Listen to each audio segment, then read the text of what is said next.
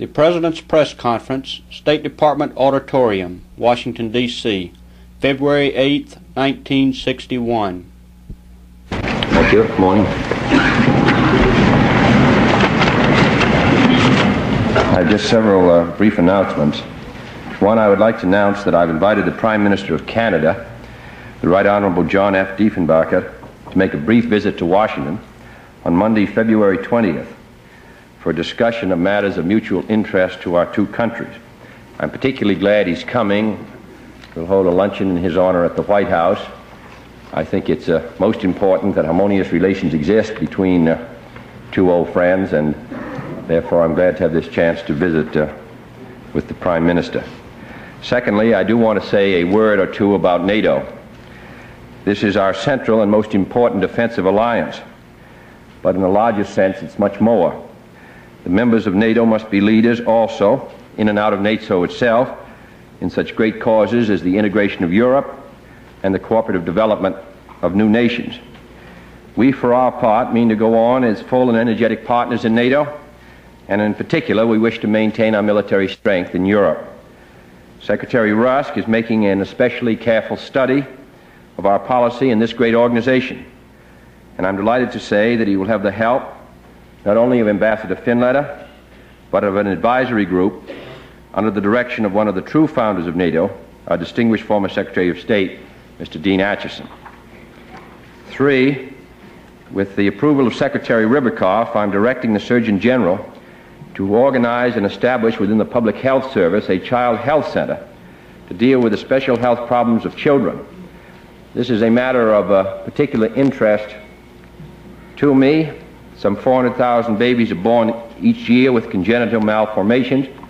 I don't think as a country, nationally, and as a matter of fact, I don't think probably privately, we have done enough on research into the causes of mental retardation.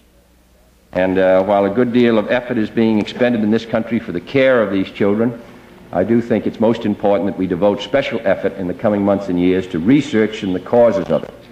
And I'm therefore delighted that we are going to proceed ahead with Governor Ribicoff's strong support. Thank you. Mr. President, yes. In the past 24 hours, there's arisen a somewhat hard to understand situation concerning the missile gap. An official of your administration who was identified in some newspapers this morning as Secretary McNamara has been quoted as saying that the missile gap, which was expected and talked about so much, did not exist, nor did he see prospects of it. Your press secretary yesterday afternoon denied this story. Now, I wonder if you could set the record clear, if you could tell us your version of what Secretary McNamara said and what your feelings are about the missile gap. Does it exist, and how and where does it exist? Well, my only conversation with Mr. McNamara was not at any off-the-record meeting, if such a meeting took place, but was in a conversation which I had with him yesterday afternoon after the reports appeared. Mr. McNamara stated that no study has been concluded in the Defense Department which would lead to any conclusion at this time as to whether there is a missile gap or not. In addition, I talked this morning to Mr. Hitch, who is the controller of the Defense Department, who has been given the responsibility by the Secretary of Defense to conduct the review of our strategic weapons, in the same way that Mr. Nitze is conducting a review of our tactical weapons. Mr. Hitch informed me that no study has been completed on this matter. They hope to have a preliminary study completed by February 20th, but he did tell me quite specifically that as of today, he is not prepared to make a judgment as to our capacity in strategic weapons. There are many complicated problems involved. We have the realization that the United States will not strike first, and therefore we have to consider what will be available to the United States if an attack took place upon us, not only in missiles but also in the other arms of our arsenal. SAC, the Navy, Polaris, and all the rest. So that I think in answer to your question, the study has not been completed. It has not come, therefore, across my desk. There will be a study of how the budget for fiscal 61 and 62 should be changed in view of our strategic position. But that study will not be completed by either Mr. Nitze or Mr. Hitch, or come across Mr. McNamara's desk to be passed to me for some days. Well, sir, during the campaign, you seem to feel very strongly that a serious missile gap did exist then. Do you now feel as strongly? Well, what I hope to do is to wait till the Defense Department, who I've given this responsibility to Mr. McNamara, and he has passed the responsibility to members of his department. I hope that we will have a clearer answer to that question. Of course, it's my hope that the United States is fully secure. I will be pleased if that is the result. If it isn't, I think it's important that we know about it. And I will say that we will then I will then take on the responsibility of passing on to the Congress this collective judgment as to our position and what needs to be done. So that without getting into the discussion of these stories this morning, I do want to say that it is my information that these studies are not complete, and therefore it would be premature to reach a judgment as to whether there is a gap or not a gap. Yes. Could you tell us what you think about the wisdom, the idea of these background news briefings where government officials do not identify themselves as distinguished from this type of wide-open news conference? Well, they're hazardous in many cases, and I think probably Mr. McNamara might agree with that. Now, on the other hand, I will say that they're important, too. I hope that it would be possible to work out some satisfactory system where reporters who are charged with covering matters which are particularly complicated, where they would have a chance to discuss with the responsible official on a background basis so that their stories would be more accurate. We've had, I believe there have been such conversations in this administration already, and they've been, I think, useful. This one, evidently, a controversy has arisen from it, but I hope that it will be possible for the responsible officials and the reporters who are particularly concerned with that area to work out ground rules so that they could be continued. Mr. President, in keeping with your statement about NATO, could you tell us how you would look upon a heads of government meeting of the NATO Council in the near future? Well, I would not be able to give you a response to that. There is a planned meeting, I believe, at Oslo of the foreign ministers in May. I've seen newspaper reports that it might be turned into a head of state meeting, but I must say that there has been no judgment reached, nor I don't think it's fair. I think it's fair to say that the matter is not as yet under consideration. Yes. You said during one of your recent messages that this nation was rapidly approaching its hour of maximum danger or peril. I forget the exact words. Some people have suggested that perhaps you were painting the picture blacker than it is for shock purposes. Could you perhaps spell out for us this morning what you had in mind and whether you really sincerely feel that we are approaching this peril as you said? I sincerely believe what I said in my State of the Union address about our position in the world. I hold this office for the next 4 years, and I believe that the next 4 years will be years in which this country will be, and its capacity to maintain its position and its security will be strongly tested. I think that anyone who looks at the globe, looks at the increasing power of the communist bloc, the belligerency which marks the bloc, and particularly the Chinese communists, I would say, would come to the conclusion that we are going to be severely tested in the next 4 years. Yes? 3 months ago, a federal court in New Orleans ordered 2 public schools there desegregated. Since then, what is apparently an organized campaign of intimidation has kept most white children out of those schools and effectively frustrated the court order. During the campaign, you spoke of using your moral authority as president in the civil rights field. Can you tell us what you plan to say or do to help the New Orleans families who evidently want to obey the Constitution but are afraid to do so?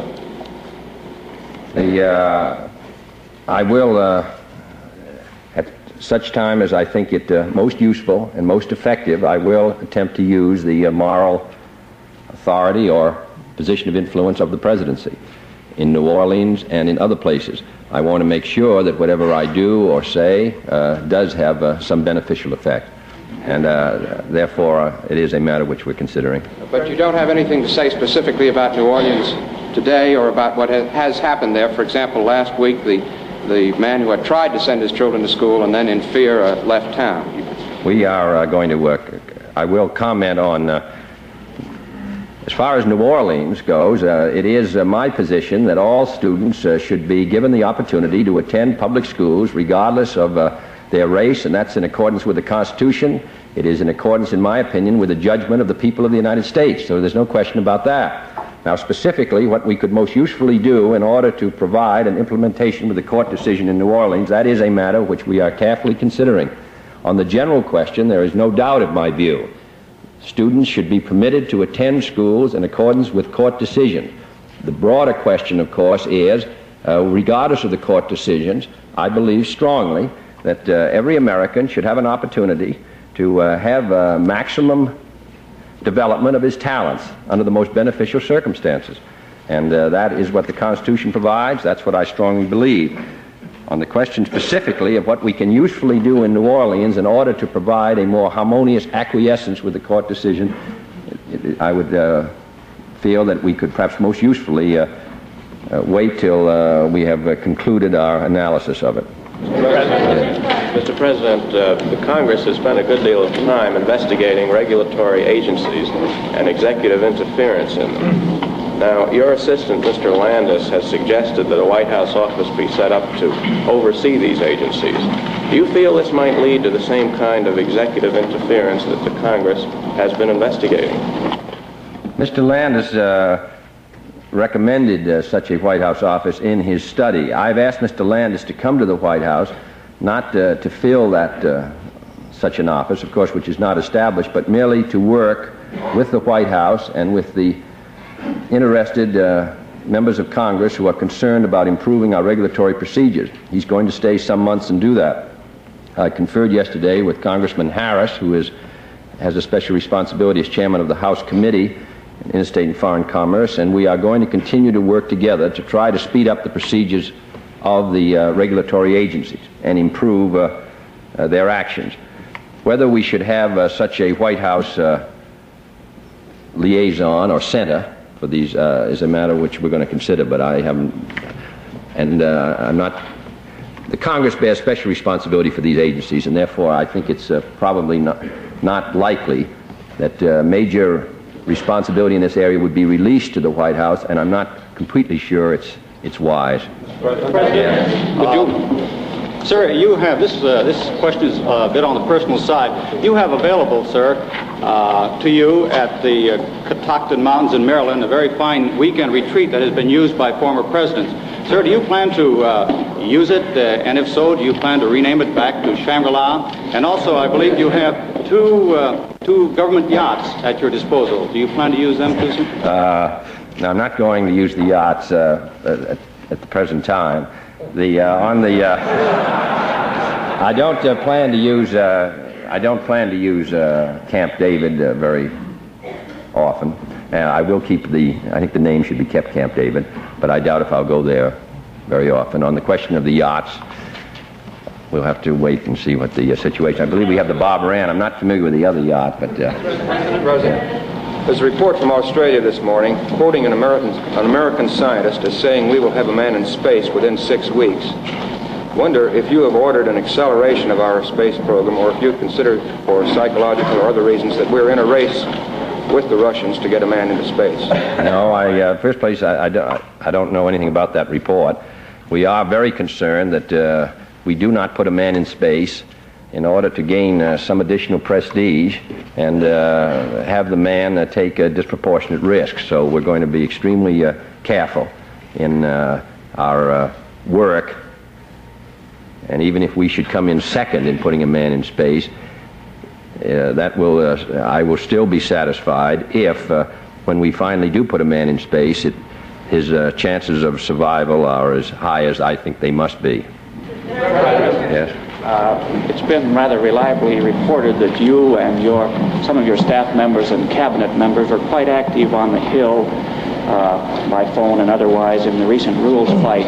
Could you give us your views as to what your activity and that of your cabinet members and staff members will be in the coming legislative year as far as getting your program?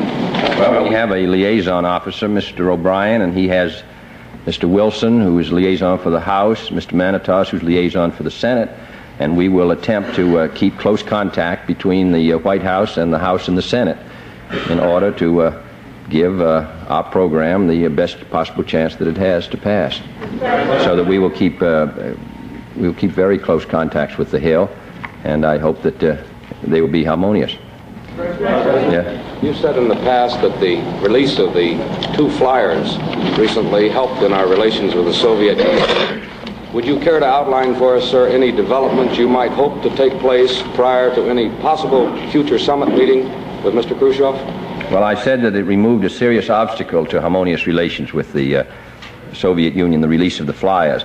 Mr. Thompson arrives back this week, and I'm going to meet with Mr. Thompson several occasions this week, on Saturday morning with Mr. Thompson, Mr. Bolin, and Mr. Kennan, and to help chart our future relations with the Soviet Union.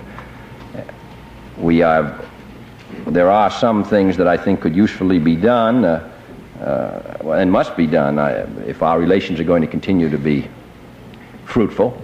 We are concerned, as I'm sure they are, with the situation in Laos. We're concerned with the situation in the Congo, as I'm sure they are. And I'm hopeful that we can make our position clear to them and accomplish some useful result.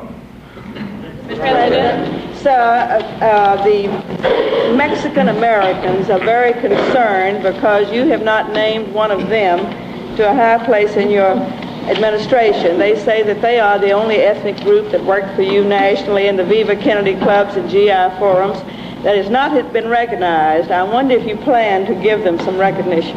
Well, we have, I think Dr. Garcia from the state of Texas, I believe, has gone with Ambassador Whitney to Jamaica this weekend. We did offer a position of responsibility to a American of Mexican extraction who was unable to accept it, but it was a position of high responsibility. I quite agree with you that we ought to use what I consider to be a great reservoir of talent, and I think this is particularly true in our relations with Latin America.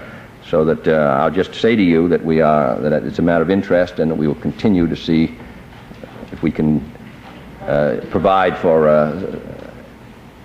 if we can associate them with our administration more closely. Yeah? Last weekend, the Russians launched a 7-ton satellite in orbit, which they said was a test of a new rocket. And this has led to worldwide speculations that there might have been a man aboard. What do we know about this Russian rocket and about the recent rumored Russian attempts to launch a man into space? Well, I have no information about that there was a man involved. We have no evidence that there was a man in the rocket. We have, of course, some information, a good deal of which has appeared in the press about the rocket, and it is a large one, and it may be part of their experiments leading up to placing a man in space. But at least as of now, we have no evidence that there's a man in there. But I'm sure that they will continue these experiments leading up to placing one there. President, in your message to Congress on the gold problem, there was one passage in there in which you referred to interest rates on foreign funds, which had a sentence that might lead to the presumption that perhaps you had in mind submitting legislation which would give you a little more authority over domestic interest rates in other fields. Is this a reasonable conclusion? Do you have any intention to expand the authority of the presidency with respect to domestic interest rates? No. As you, we have had consultations with the Federal Reserve Board about what action could be taken to provide that the interest rate on short-term securities would not be come down, while the interest rate on, which does affect the gold flow, while the interest rate on long-term securities remained high, which does adversely affect the economy. What, of course, we're interested in is to see the short-term rates remain high enough to protect our gold, while the long-term rates be reduced somewhat in order to stimulate the economy. But it is not, this is a matter under the control, of course, directly of the Federal Reserve Board, with the Treasury having, of course, a direct interest in it. But it's not intended, in answer to your question, that we would propose any legislation or any executive orders which would increase our control over directly over long-term rates. In regard to NATO, have you looked into the problem or the recommendation of the previous administration that NATO be given its own nuclear weapons, or will this be left up to the Acheson Group? And when will that group be expected to report? Well, that was one of the matters, of course, which General Norstad briefly discussed. It is a matter now which is being reviewed by Ambassador Finletter with the aid of Mr. Acheson. That is one of the, I would say, central matters of interest to us now, and both of these men will be working on it full time. When will that group report to you approximately? I haven't got a time on it, but I think we ought to move with some speed in it. Mr. President? Yeah. Mr. President, the states now can set their own safety and regulatory standards for atomic industrial development within their own borders. Critics of this do-it-yourself provision believe that it increases the danger of nuclear accidents and favor complete federal control within these areas. Would you give us your views on this? Well, we'll have to look into it. I'm not informed about it. Mr. President, sir, all the discussions about the gold problem, it keeps coming back West Germany doing more of its share in aiding underdeveloped areas and taking on more commitments in the common defense. Is your administration making representations, either through the Treasury Department or through our ambassador, to get the Germans to do more in these fields? Yes. Could you elaborate on it, sir? Well, I think that the proposals that have been made, of course, do not, in our opinion, do not meet the problem and the opportunity, and I'm hopeful that we can work out a more satisfactory arrangement with the West Germans. And Mr. Brentano is going to be in the United States, the foreign minister, in the month of February. I do hope to see him. In addition, we are considering other methods which could put these negotiations on perhaps a higher level. Mr. President, just to follow that up, sir, could you spell out what you mean by higher level? Are you finding that you're running into problems with them because of their upcoming election? Well, they have a good many responsibilities and problems of their own. In addition, whatever they do in relation to us, they have other responsibilities to the French and the British. And so that, in fairness, I must say the matter is not wholly easy for the Germans. However, it is a matter of great importance.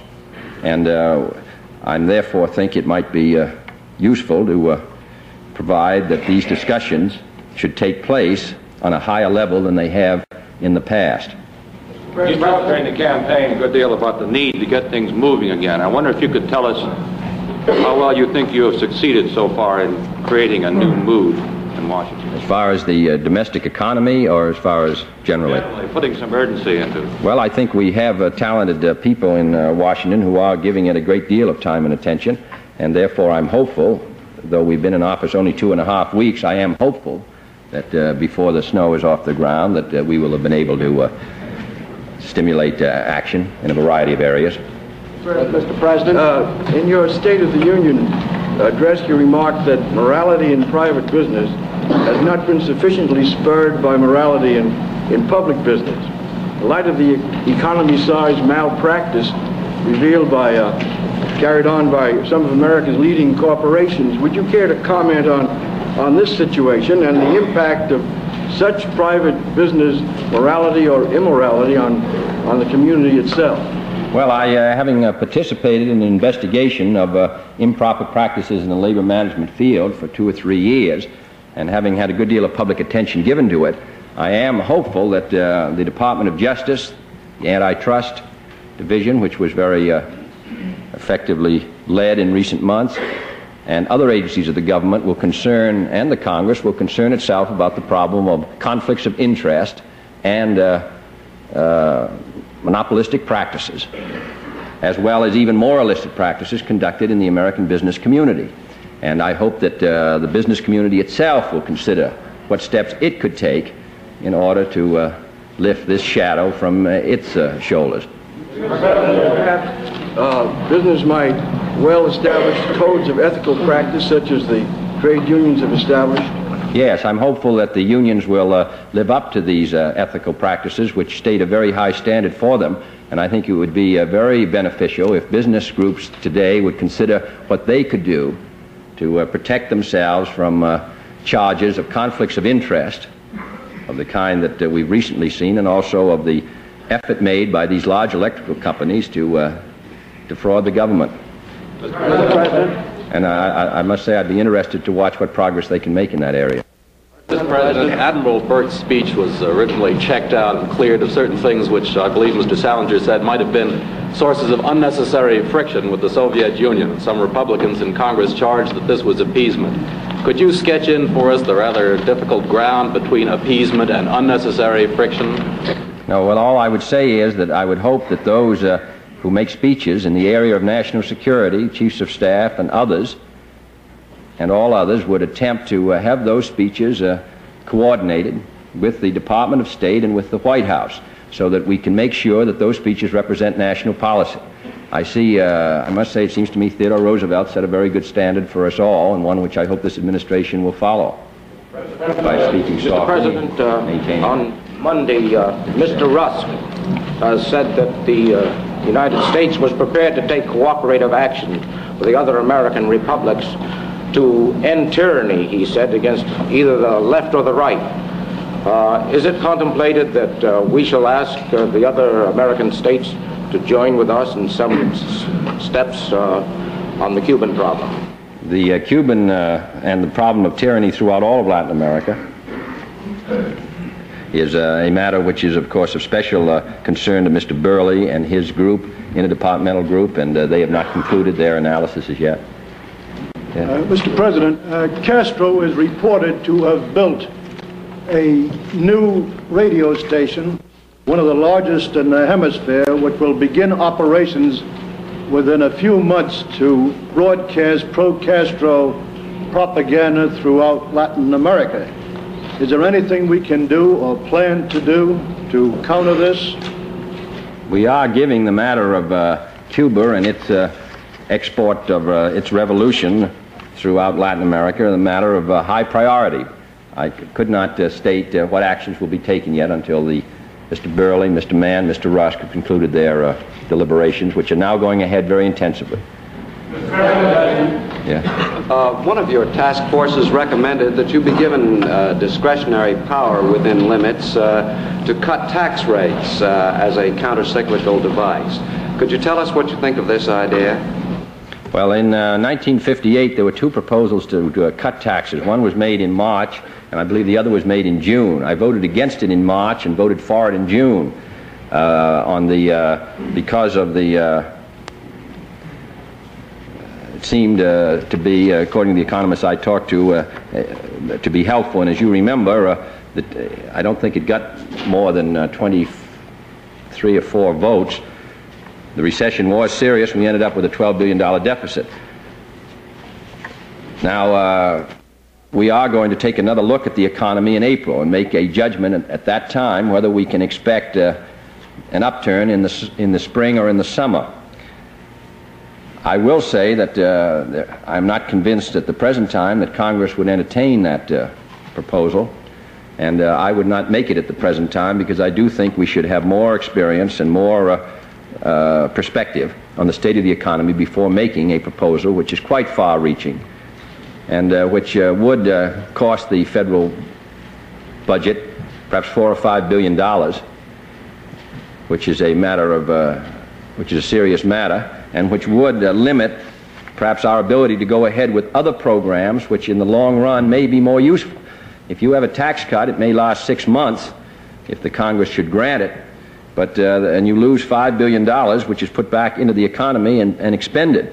With $5 billion or $3 billion devoted to education or health or international security, you can produce a longer range result, so that this is a matter which must be considered from various perspectives. In any case, in April, we will try to make another judgment on the state of the economy. What I'm concerned about is that the economy will move along at using less than capacity, and it's extremely difficult to take steps which will provide quickly for it to operate at full capacity. What we're concerned about is that with the tremendous increase in automation, that it's possible for business profits to remain substantial and yet for employment to lag. The fact that the steel companies were able to maintain rather substantial profits at a time when they were operating at less than 50% of capacity does indicate the kind of problem we face with a good more than 100,000 steel workers out of work. But in answer to your question specifically, we'll come back to what further steps could be taken in April. But I do hope that the Congress will act on the proposals we've now made, which involve most especially the unemployment compensation payments and also the distressed area payments, as well as some improvements in Social Security. If we could move ahead on those, we could get a better idea of perhaps what action should be taken in April. The fighting in Laos is continuing. The Soviet airlift is now 2 months old. Soviet answer to the proposal to revive the International Control Commission has been delayed for some weeks. I wonder if you could tell us how long this government is prepared to wait before it proposes some new action to resolve this continuing crisis. There will be a meeting at the White House this afternoon on that subject of Laos and what new action we should now take, and I'm hopeful that some proposal will be forthcoming from that meeting. Many states are now reforming their congressional districts as a result of the 1960 census, and inevitably this leads to charges of gerrymandering directed at both parties. Could you tell us where you stand on Chairman Sellers' bill to control gerrymandering to a certain extent by such devices as making districts be contiguous and control a certain population within a state? Well, it's still, even if you could pass those proposals, you could still have a good deal of gerrymandering. I represented a district which was about 5-to-1 Democratic, which was contiguous, which was geographically associated with an adjoining district which was marginally Republican. Now, it's very difficult for the Congress or for the federal government to enforce standards what should have happened, of course, is probably under some standards, is those two districts cut in a different way, which would have provided, instead of one Republican congressman with a very marginal majority, while a Democratic congressman got 5-to-1, probably would have ended up with 2 Democratic congressmen, which may or may not have been in the public interest. But I do think it's very difficult for us to try to draw these lines. There isn't any doubt that they're unsatisfactorily drawn, not only for the Congress, which is not the worst offender, but for state legislatures, where we have and have had for many years notorious examples of gerrymandering, but which is a responsibility for the states, not the federal government. In any case, I'm not familiar wholly with Congressman Sellers' proposal and exactly on what his standards would be, but I will look at it. In that same connection, could you tell us where you stand, or do you have a position on increasing the size of the House of Representatives? Well, it's 435 members now, which is a large body. There, Congressman Chelf and I believe other congressmen have proposed increasing it, I think, to 450. I will discuss that matter with Speaker Rayburn and get his views, as well as the leadership of the House on both sides. Thank you. Thank you.